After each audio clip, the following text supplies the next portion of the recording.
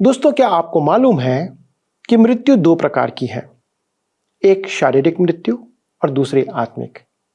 एक से तो या पहली से तो जो शारीरिक मृत्यु है उससे सबको होकर गुजरना है, पर दूसरी का विकल्प सभी के लिए नहीं है, केवल कुछ के लिए है। क्या आप इन दोनों का अंतर जानते हैं, शारीरिक मृत्यु और आत्मिक मृत्यु, और कैसे आप आत्मिक मृत्यु से बच सकते हैं? यह जानना बहुत आवश्यक है कि हम सब इससे बच सकें। क्या आप जानना चाहते हैं? यदि गहराई से इस वास्तविकता को जानना चाहते हैं तो आइए मेरे साथ इस अध्ययन में शामिल होकर जानिए कि परमेश्वर का वचन इस विषय में क्या कहता है।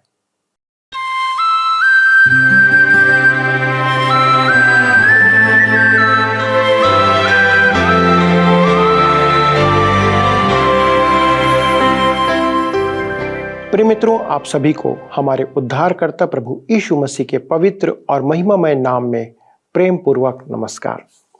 दोस्तों, एक बार पुनः सत्यवचन बाइबल अध्ययन में आपका स्वागत है, जो आपकी आत्मिक उन्नति के लिए प्रसारित किया जाता है। मनुष्य का जीवन है ही क्या जो परमेश्वर को प्रभावित करे, पर परमेश्वर ने हमसे पहले प्रेम किया और अपने पुत्र को हमारी छुड़ौती के लिए दे दिया।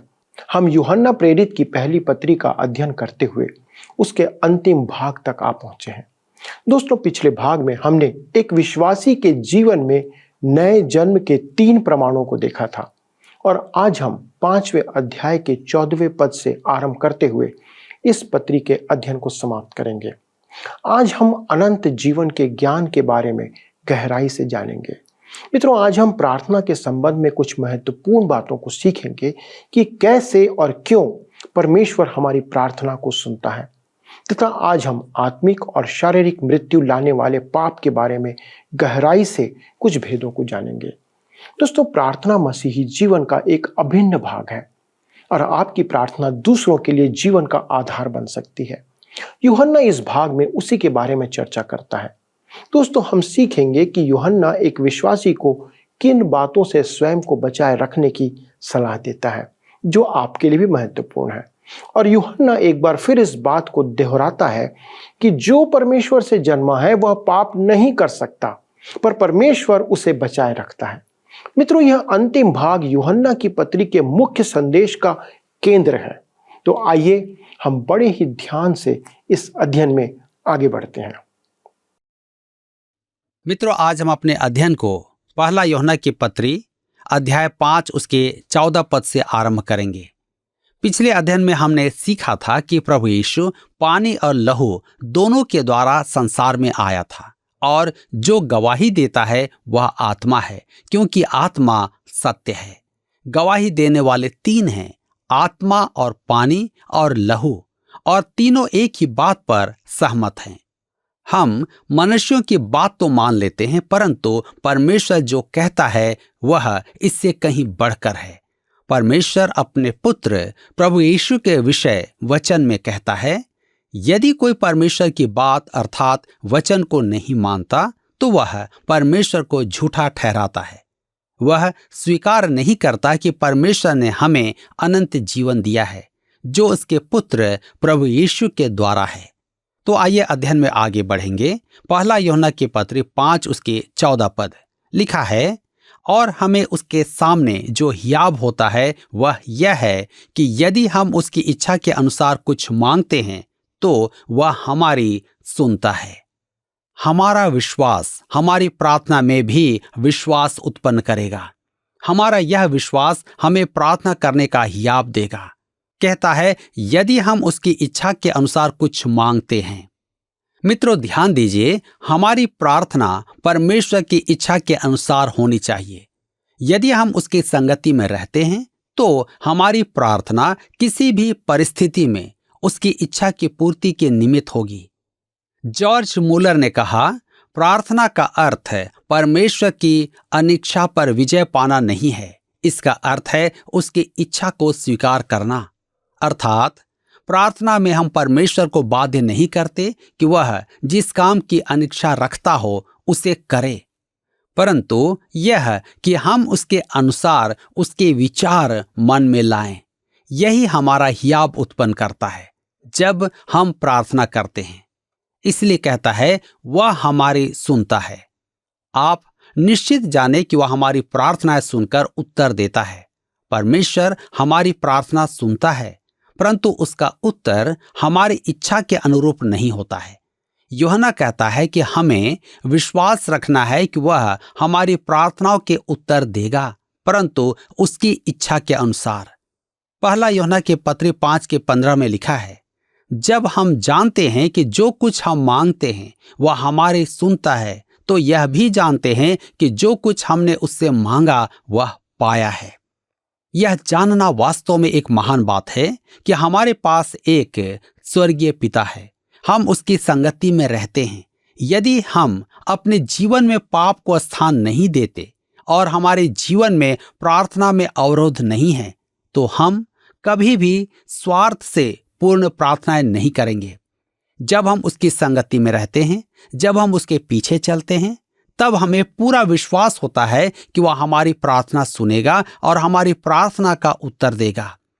हमें उसके समक्ष अविश्वास की प्रार्थना नहीं करना है और न ही याचना की मुद्रा में प्रार्थना करना है, परंतु हमें ढाढ़स बांधकर, हियाब रखकर परमेश्वर की इच्छा पूरी होने की प्रार्थना करना है। पहला यूहन्ना के पत्री 5:16 में लिखा है, यदि कोई अपने भाई को ऐसा पाप करते देखे जिसका फल मृत्यु ना हो, तो विनती करे और परमेश्वर उसे उनके लिए जिन्होंने ऐसा पाप किया है जिसका फल मृत्यु ना हो जीवन देगा। पाप ऐसा भी होता है जिसका फल मृत्यु है। इसके विषय में मैं विनती करने के लिए नहीं कहता। ध्यान दीजिए, मृत्यु का संदर्भ यहाँ शारीरिक मृत्यु से है। यहाँ आत्मिक मृत्यु की बात नहीं आती है, क्योंकि परमेश्वर के संतान को अनंत जीवन प्राप्त है। यूहन्ना कहता है कि परमेश्वर के संतान यदि पाप करे तो परमेश्वर उसे घर बुला लेगा, अर्थात उसे इस संसार से उठा लेगा, शायद इसलिए कि पाप करके वह उसका यहाँ अपमान करते हैं। धर्मशास्त्र के उदाहरण हैं कि उसके लोगों ने मृत्यु लाने वाले पाप किए हैं। मूसा और हारून ने मृत्यु लाने वाले पाप किए थे। मूसा ने क्रोध में आकर चट्टान पर लाठी मारी थी, जबकि परमेश्वर ने उससे कहा था कि वह चट्टान से कहे कि वह इस्राएलियों के लिए पानी दे। उसने 2 बार चट्टान पर लाठी मारी, जबकि उसे तो उसका स्पर्श भी नहीं करना था। वह चट्टान प्रभु यीशु का द्योतक है। पहला कुरिन्थियों के पत्र 10:4 में पौलुस कहता है कि सबने एक ही आत्मिक जल पिया, क्योंकि वे उस आत्मिक चट्टान से पीते थे जो उनके साथ साथ चलती थी, और वह चट्टान मसीह था। मसीह केवल एक ही बार मरा था। मूसा ने 2 बार वार करके उसका प्रतीकात्मक अर्थ बदल दिया था। गिनती की पुस्तक 20:12 में लिखा है, मूसा और हारून से यहोवा ने कहा, तुमने जो मुझ पर विश्वास नहीं किया और मुझे इस्राएलियों की दृष्टि में पवित्र नहीं ठहराया, इसलिए तुम इस मंडली को उस देश में पहुंचाने ना पाओगे जिसे मैंने उन्हें दिया है। यद्यपि मूसा ने परमेश्वर से क्षमा याचना की और प्रतिज्ञा के देश में जाने की विनती की, परंतु परमेश्वर ने कहा, व्यवस्था विवरण की पुस्तक 3:26 में, बस कर, इस विषय में फिर कभी मुझसे बातें ना करना। मूसा और हारून के पाप मृत्यु लाने वाले पाप थे। नए नियम में भी इसका उदाहरण है। हनन्याह और सफीरा प्रेरितों के काम 5:1-11 में है। उन्होंने परमेश्वर के आत्मा से झूठ कहा और परिणाम स्वरूप जीवन से हाथ धो बैठे। पौलुस ने कुरिन्थ की कलीसिया को अपने पहले पत्र में लिखा कि शराब पीकर प्रभु भोज का अपमान करने के कारण उनमें अनेक जन दुर्बल हैं, रोगी हैं और कुछ तो मर भी गए हैं। पहला कुरिन्थियों के पत्री 11:29 और 30 में भी लिखा है, क्योंकि जो खाते पीते समय प्रभु की देह को न पहचाने, वह इस खाने और पीने से अपने ऊपर दंड लाता है। इसी कारण तुम में बहुत से निर्बल और रोगी हैं और बहुत से सो भी गए। पौलुस के कहने का अर्थ है कि उन्होंने मृत्यु लाने वाला पाप किया था। अब कोई पूछे, मृत्यु लाने वाला पाप क्या है? पहले तो मैं यह बताना चाहता हूं कि यूहन्ना अक्षम्य पाप के विषय नहीं कह रहा है। हम शारीरिक मृत्यु लाने वाले पाप की चर्चा कर रहे हैं, अनंत मृत्यु लाने वाले पाप की चर्चा नहीं कर रहे हैं। वे परमेश्वर की संतान थे। यदि वे परमेश्वर की संतान नहीं होते तो परमेश्वर उन्हें घर नहीं बुलाता। परमेश्वर शैतान की संतान की ताड़ना नहीं करता है, वह अपनी ही संतान की ताड़ना करता है। जब उसकी संतान पाप करती है तो वह उन्हें इस संसार से उठा लेता है। वह पाप क्या है? मूसा और हारून के लिए एक बात थी, उन्होंने क्रोध करके प्रभु यीशु का प्रकार नष्ट किया। हनन्या और सफीरा का पाप था कि उन्होंने झूठ कहकर आत्मा को धोखा दिया।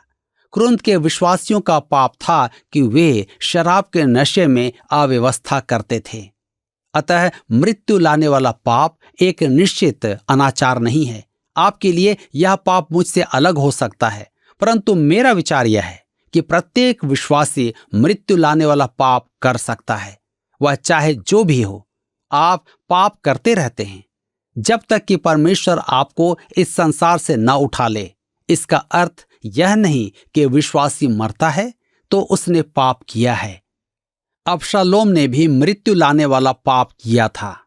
मेरे विचार में वह दाऊद का पुत्र होने के कारण परमेश्वर की संतान था। अबशालोम ने दाऊद के विरुद्ध विद्रोह करके मृत्यु लाने वाला पाप किया था। मैंने वर्षों की सेवा में देखा है कि परमेश्वर कैसे कलीसिया में उत्पात मचाने वालों को या तो संसार से उठा लेता है या ऐसा निष्क्रिय कर देता है कि वे किसी काम के नहीं रह जाते हैं। मैं फिर कहता हूं कि यह शारीरिक मृत्यु है, आत्मिक नहीं। एक महिला का एक छोटा बच्चा था। वह बहुत ही अनुशासित था। पड़ोस में एक और बच्चा उसकी आयु का था। वह बिगड़ा हुआ था। वे साथ खेलते थे। एक दिन जब वे खेल रहे थे तब उस महिला ने बिगड़े बच्चे का रोना सुना। वह भागकर बाहर आई तो उसने देखा कि उसका पुत्र उस बिगड़े बच्चे पर चढ़कर बैठा उस पर घूंसे बरसा रहा है। उसने कहा, विली, यदि तुम उस बच्चे के साथ मेल भाव में नहीं खेल सकते तो घर में आ जाओ। उसने कहा, मां, मैं अच्छे से खेलूंगा। आधे घंटे बाद उस बच्चे के रोने की आवाज फिर आई। उसने जाकर विली से कहा, सीधे घर में चलो। विली ने कहा, मां, मैं नहीं आना चाहता। अतः वह उसे पकड़कर घसीटती हुई घर में ले आई। वह चीख पुकार मचा रहा था। वह एक अच्छा बच्चा नहीं था, परंतु वह उसका पुत्र था। इस तथ्य को बदला नहीं जा सकता था। अब वह बाहर खेल नहीं सकता था। इसी प्रकार यदि परमेश्वर की संतान इस संसार में परमेश्वर के नाम का अपयश कमाती है तो परमेश्वर या तो उसे अलग कर देता है या उसे घर में ले लेता है। पहला यूहन्ना की पत्री 5 के 17 पद में आगे लिखा हुआ है, सब प्रकार का अधर्म तो पाप है, परंतु ऐसा पाप भी है जिसका फल मृत्यु नहीं। मेरे प्रियो, आज जितने भी विश्वासी हैं सबने पाप किया है, परंतु मृत्यु लाने वाला पाप नहीं किया है। हमने गलत काम किया, अधर्म का काम किया, परंतु परमेश्वर हमें घर नहीं ले गया। यदि वह हर एक विश्वासी को पाप करने पर घर ले जाता तो मैं बहुत पहले जा चुका होता। हम पहला यूहन्ना 5 के 18 पद में आगे पढ़ते हैं, हम जानते हैं कि जो कोई परमेश्वर से उत्पन्न हुआ है वह पाप नहीं करता, पर जो परमेश्वर से उत्पन्न हुआ उसे वह बचाए रखता है और वह दुष्ट उसे छूने नहीं पाता। ध्यान दीजिए, कहता है हम जानते हैं कि जो कोई परमेश्वर से उत्पन्न हुआ है वह पाप नहीं करता। हम देख चुके हैं कि हम में 2 स्वभाव है, पुराना स्वभाव और नया स्वभाव। नया स्वभाव पाप नहीं करता, वह परमेश्वर और परमेश्वर की बातों की लालसा करता है। पुराना स्वभाव पाप करता है, जिसके कारण विश्वासी पाप में गिरता है। कहता है कि जो परमेश्वर से उत्पन्न हुआ उसे वह बचाए रखता है और वह दुष्ट उसे छूने नहीं पाता। इस पद से मैं मानता हूं कि परमेश्वर की संतान में दुष्ट आत्मा प्रवेश नहीं कर सकती। यदि विश्वासी में दुष्ट आत्मा आ जाए तो मैं उसके उद्धार पर प्रश्न करता हूं। क्यों? पहला यूहन्ना की पत्री 4 अध्याय के 4 पद में वह कहता है, जो तुम में है वह उससे जो संसार में है बड़ा है। पवित्र आत्मा दुष्ट आत्मा के साथ वास नहीं करता है। हम पहला यूहन्ना के पत्र 5 के 19 पद में पढ़ते हैं, यहां पर लिखा है, हम जानते हैं कि हम परमेश्वर से हैं और सारा संसार उस दुष्ट के वश में पड़ा है। कहता है, हम जानते हैं कि हम परमेश्वर से हैं और सारा संसार उस दुष्ट के वश में पड़ा है, अर्थात सो रहा है। दूसरे शब्दों में, शैतान ने संसार को नींद में डाल रखा है। शैतान हम प्रचारकों से कहता है, चुप, तुम मनुष्यों को जगा रहे हो। हम उसे जगाना नहीं चाहते। वे आराम से हैं। कलीसिया में अनेक जन अपने अपराधों और पापों में मरे हुए हैं। हम उन्हें जगाना नहीं चाहते, उन्हें अकेला छोड़ देते हैं। मनुष्य जागता है तो शैतान को परेशानी होने लगती है। हमारा संसार उस दुष्ट की गोद में सो रहा है। अपने चारों ओर देखिए, आप इस तथ्य से सहमत हो जाएंगे। पहला यूहन्ना के पत्री 5 के 20 में लिखा है, हम यह भी जानते हैं कि परमेश्वर का पुत्र आ गया है और उसने हमें समझ दी है कि हम उस सच्चे को पहचानें और हम उसमें जो सत्य है अर्थात उसके पुत्र यीशु मसीह में रहते हैं। सच्चा परमेश्वर और अनंत जीवन यही है। मेरे मित्रों, मसीही विश्वास धर्म नहीं, एक मनुष्य है। वह मनुष्य प्रभु यीशु है। यदि आप उससे प्रेम करते हैं तो आपका उद्धार हो जाएगा। यह कोई धर्म नहीं है। यूहन्ना अपने इस पत्री के अंत में कहता है, पहला यूहन्ना के पत्री 5 के 21 पद में, हे बालकों, अपने आप को मूर्तों से बचाए रखो। प्रभु यीशु और विश्वासी के मध्य आने वाली हर एक वस्तु मूर्ति है। यूहन्ना कहता है कि आपको उन सांसारिक बातों से दूर रहना है जो आपके मन मस्तिष्क पर छा जाएं। लालच करना मूर्ति पूजा है। अन्य बातें भी मूर्ति पूजा हैं। आज विश्वासी इस दुष्ट संसार में बहुत बातों की पूजा करते हैं। ये सब बातें मूर्ति पूजा ही तो हैं। हमारे लिए परमेश्वर का पहला कथन है उत्पत्ति की पुस्तक 1 अध्याय उसके 1 पद में, आदि में परमेश्वर ने आकाश और पृथ्वी की सृष्टि की। और उसके अंतिम वचनों में वह कहता है, हे बालकों, अपने आप को मूर्तों से बचाए रखो। प्रिय मित्रों, यूहन्ना ने इस पत्री को 2 उद्देश्यों के निमित्त लिखा है।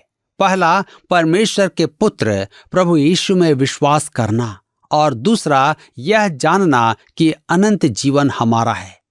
क्या आप प्रभु यीशु में विश्वास करते हैं? क्या आप परमेश्वर की गवाही में विश्वास करते हैं? यदि आपके पास पुत्र प्रभु यीशु है तो अनंत जीवन आपका है। क्या आपको इस सत्य पर विश्वास है?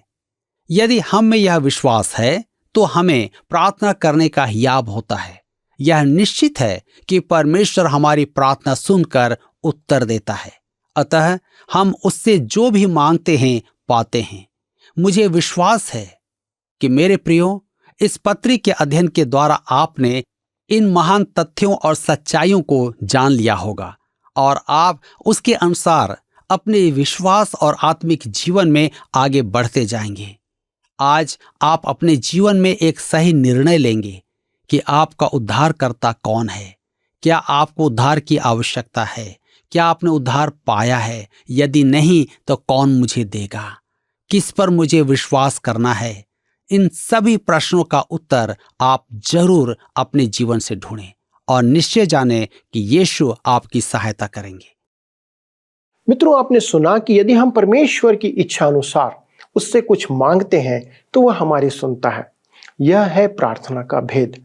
प्रार्थना यह है कि हम परमेश्वर के अनुसार उसके विचार अपने मन में लाएं।